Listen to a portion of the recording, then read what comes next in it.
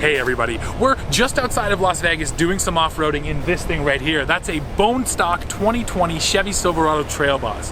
But this truck is not a bone stock Silverado. This truck is prepped for the Mint 400, one of the most legendary off-road races in the United States, and I'm gonna be riding along. So in this video, I'll tell you what this Silverado feels like out here in the desert, and then we'll compare it to that incredible Silverado race truck, and I will show you all the parts that makes that truck so formidable. So what are we waiting for? Let's do it.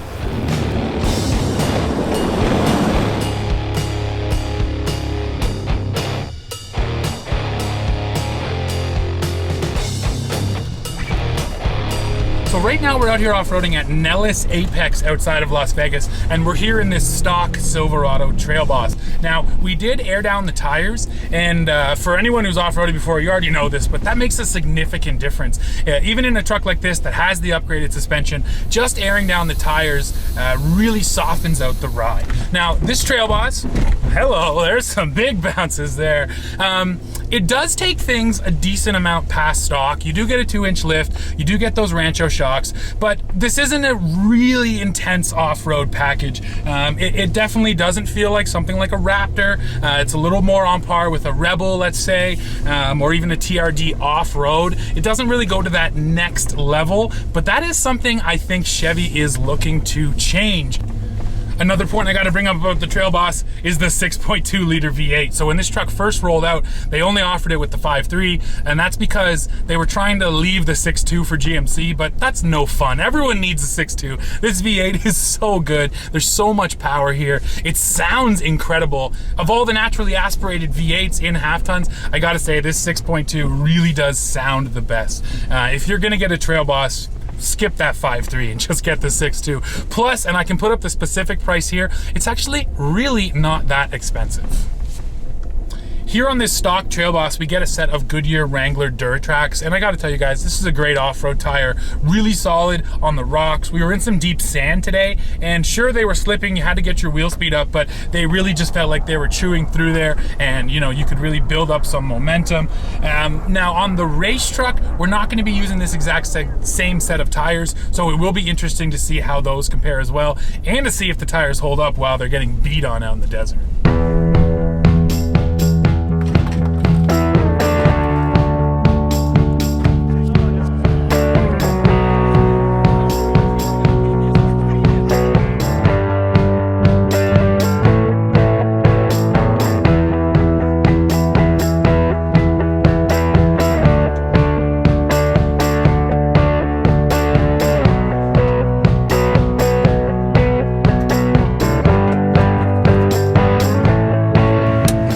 To be factory clean, you know, but and also make it friendly to work on. So all the labels are on top, all the labels are on bottom.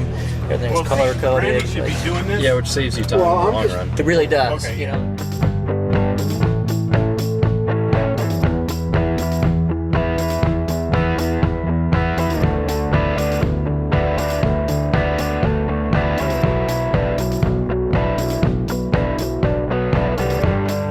The time has arrived, everybody. It is race day here at the Mint 400, and that flurry of activity behind me, that is the Hall Racing team prepping that Silverado. Now, I want to tell you guys all of the differences between the Silverado I drove yesterday and that race truck right there. So right now, let's do a deep dive into all the parts on the Silverado race truck.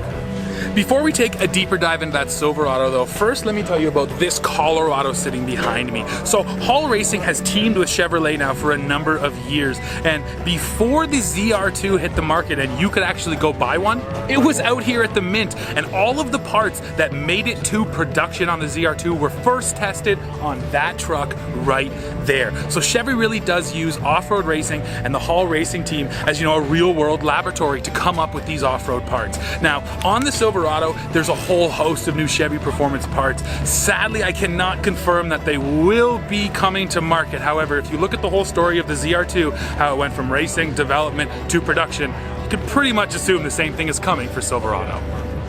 So everybody, we're here with Chad Hall, the owner of the race team. Is that your proper title? Sure. All right, and he's going to show us around this amazing Silverado race truck. So Chad, can you show us what makes this thing so cool? Yeah, so we're in the development process with Chevy Performance for accessories for your Silverado truck. So basically, it's very similar to the ZR2 performance package. We've got an upgraded large 70mm Multimatic shock absorber. We've got the Chevy Performance hydraulic bump stop, which really allows you to, push really, really hard into a hole, and in that energy is absorbed into the hydraulic bump stop. We've got a heavier duty lower control arm. We've got the same half shaft as the Trail Boss. Gotcha. We're running a 35-inch BF Goodrich KR3 tire, which is awesome. The truck also is fully caged, so our structure is a little bit more rigid than a production truck. We pick up all the front frame and the back of the truck as well. And then we're running the 6.2 liter engine, 10-speed automatic. It's got huge power. Yeah. Huge power. Then we've got some additional skid plates under the truck that are race modified parts. Then on the back of the truck, very similar again to the ZR2 race truck, we're running a steel prop shaft, a little bit more durable in case we hit a rock or something like that. Got it. We're running a modified leaf spring, which gives us a little bit more ride height, a little bit more spring rate. We're pretty heavy with 50 gallons of fuel in the back and spares and the parts and stuff like that. We're also, from the back here, if you come around and if you can get underneath the truck and take a look at this Multimatic shock, they're just monsters. Huge, huge. They're amazing. And that's DSSV technology as well, right? Yes, absolutely, cool. Absolutely. And then we're also running the same hydraulic bump stop on the back, and that's kind of where we're at right now. Yeah. With the truck, but I was talking to Tim Herrick when I first met him, who's I believe executive engineer of trucks. Yeah. I said, when we first started racing the ZR2, I was a little concerned about its durability. Sure. We raced Hummers before, and they were pretty robust vehicles and stuff like that. And I said, but that ZR2 has turned out to be just phenomenal. It's got the same. We've replaced parts on it. We've broken some things. I hit a hole last year at the Mint. It's off-road racing, man. Broke the steering rack in half and still ran the whole race with broken rack. But it's the same frame, it's the same cab, it's all the same body work. So it's turned out to be super, super durable.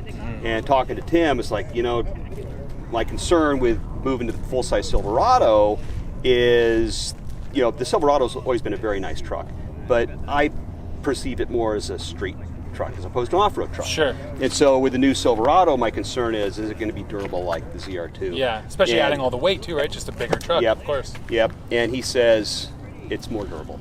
Cool. So when they came out with the T1, they had planned this, with the chassis. So this is only our third race on it, and we're progressing in performance very, very quickly, a lot faster than we did with the ZR2. We've got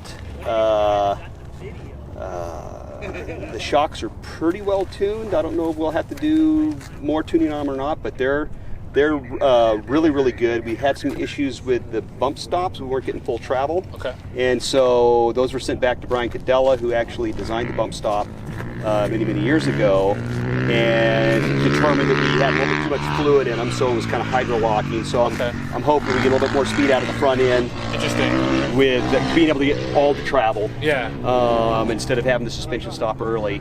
And then so can you just talk about that process a little more? Like the second the race is done, you get out of the truck and you start making notes on this did this, and yeah. So basically, this is a great program, and even though we're probably one of the slower vehicles out here, we've got a staff of engineers and brilliant people, and it's just awesome. So when the race is over, we put the truck up. We'll get done 8 o'clock tonight, so it'll be dark, cold. Yeah. We'll put it up on a trailer, and we'll immediately start looking at all the stuff that we need to look at to see if there's anything obviously wrong. Sure. And then if there is, we'll document it. If not, we move forward. We take the truck back to Reno, and then we'll get up on jack stands, pull the tires, wheels off, and just start pulling stuff off the truck to make sure that we haven't damaged anything, bent anything, twisted anything, cracked anything. And then basically, depending upon how the race turned out, we'll make a change. And then we're Going to be stepping up our tire size for the next race. Nice. Which this truck really needs. It needs 37s, right? Yeah, the 35's just a little. Yeah, we can spin them. You know, the tire that's got so much power. Sure. So I think when everything is said and done, in a fairly short period of time, probably by Vegas to Reno, this thing's going to be a rocket ship. Awesome. And very comfortable inside. Got awesome air conditioning, which is doesn't sound like it's that important, but it's pretty nice to have. You're one of the most comfortable racers out there, I think. When right? we don't even have to wash our driver's seats once a year. That's it. Nice. Once a year. Yeah. Awesome. Yeah. Awesome. Well, Chad, I mean, that's amazing, man, and I can't wait to be in the truck with you guys and watch your race today. You're going to have whatever your thoughts and ideas are now. I think it's going to be different. Even with the Chevrolet guys, it's like I really want you guys to ride in the race car during a race. I mean, I've been in the car and testing and stuff like that, but when you get in the car and you pound it for 500 miles, like 14, 15, 16 hours at Vegas to Reno, it's not like we're driving up the highway. Yeah. We're running the thing at hard. 98% of what it's capable of doing, hitting rocks, making mistakes, and the truck just keeps on ticking. So I think you'll be very impressed with the truck. So, I'm excited. Yeah. Thanks a lot, Chad. Appreciate it, man. Okay, thank you.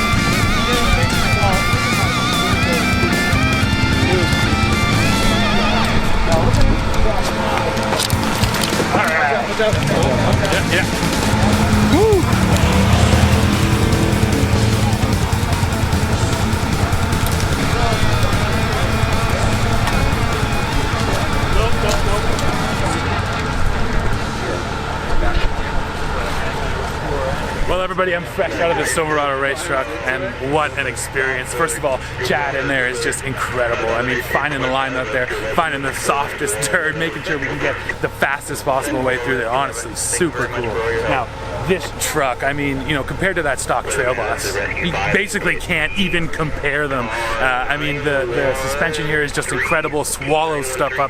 The bump stops, those hydraulic bump stops, really, really good. Even when he did take things a little fast and you had some hard hits, it really was never that sort of like spine-busting hit. The truck always seemed to have a little bit more suspension, just enough to keep it fairly smooth. Guys, that was a hell of a ride out there in this racetrack.